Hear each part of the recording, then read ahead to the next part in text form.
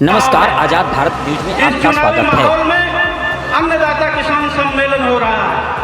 हम सभी जितने लोग भी यहाँ बैठे हैं, हम या तो किसान हैं या किसान के बेटे, इसमें कोई दो राय नहीं है। किसानों पर ढेर सारी चर्चा हुई है, उसमें मैं नहीं जाना चाहता, उन्हीं बातों को नहीं दोहराना चाहता।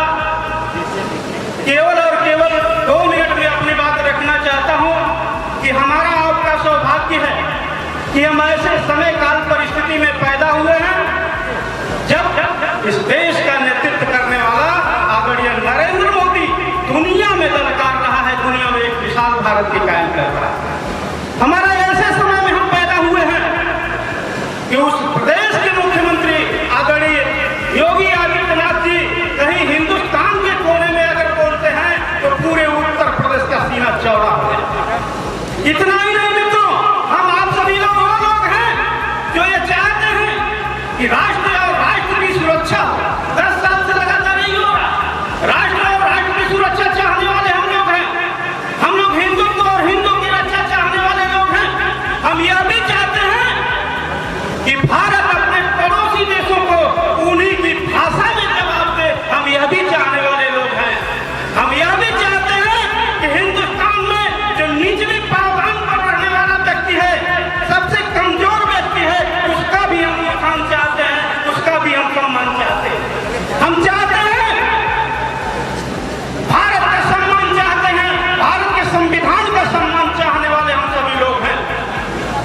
अगर हम चाहते हैं कि 10 साल के बाद अगले 5 वर्ष भी हमारे सम्मान को यथावत बनाए रखा जाए और स्थितियों को कायम रखा जाए, तो तीसरी बार आदरणीय नरेंद्र मोदी जी को हमें प्रधानमंत्री बनाना ही होगा। इसमें कोई दो है, इसमें सोचने का कोई विषय नहीं है।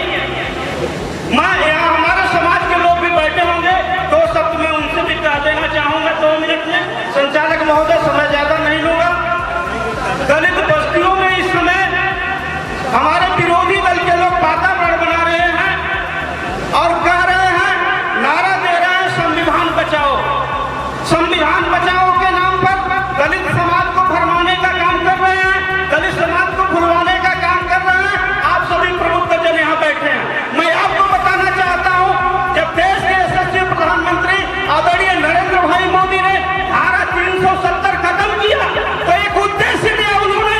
जवाहरलाल नेहरू जब इस देश के प्रधानमंत्री थे तो धारा 370 को कश्मीर में बहाल किया था।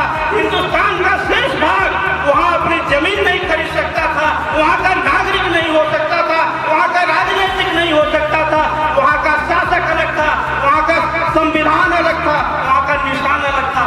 लेकिन धारा 370 खत्म करके आदरणीय नरेंद्र भाई मोदी जी ने बाबा साहब डॉक्टर भीमराव अम्बेडकर के सपने को साकार किया है, जबकि बाबा साहब ये नहीं चाहते। तो भारत के संविधान का दायरा बढ़ाया है आदरणीय नरेंद्र मोदी ने। इसलिए है मेरे लोगों, कहीं भी मुखाफलत में मत पड़ो।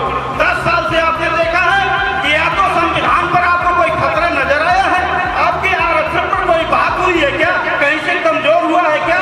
जो ये भुलवाने का काम कर रहे हैं बस्तियों में, हमारे दलित समाज के पढ़े लिखे लोग आज बड़े ही संख्या में आगे आ रहे हैं। हमारा सौभाग्य है कि देश के प्रधानमंत्री आदरणीय नरेंद्र भाई मोदी कोई भी योजना का संचालन अगर करते हैं तो उसका पहला लाभ दलित समाज के लोगों को जाता है। इसमें कोई दो नहीं। अब दलित इंतजार कर रहा है, हमारा शीर्ष नेतृत्व यहाँ बैठा हुआ दलित इंतजार कर रहा है कि भाजपा के लोग या नरेंद्र मोदी जी के समर्थक गांव में आए, दलित बस्तियों में आए, उनके साथ तो चलने के लिए तैयार है और वोट करने के लिए तैयार है। हमें उनके बीच जाना चाहिए। अंत में मैं केवल और केवल इतना कहना चाहूंगा कि नरेंद्र मोदी एक ऐसी शख्सियत है जो हिंदुस्तान के दिल है, दिमाग है, हिंदुस्तान के दिमाग है, जिनका लोहा पूरा दुनिया मानती है। और उत्तर प्रदेश के यशस्वी मुख्यमंत्री धड़कने वाले उत्तर प्रदेश के दिल हैं, हिंदुस्तान के दिल हैं। इन दोनों लोगों के समर्थन में हमें आगे आना होगा और तीसरी बार देश के प्रधानमंत्री आदरणीय नरेंद्र भाई मोदी जी को बनाना होगा। इन्हीं शब्दों के साथ मैं आप सबका आभार प्रकट करते हुए, अपने नेताओं का पुनः स्वागत वंदन करते हुए अपनी बात समाप्त करता हूँ। धन्यवाद। जय हिंद।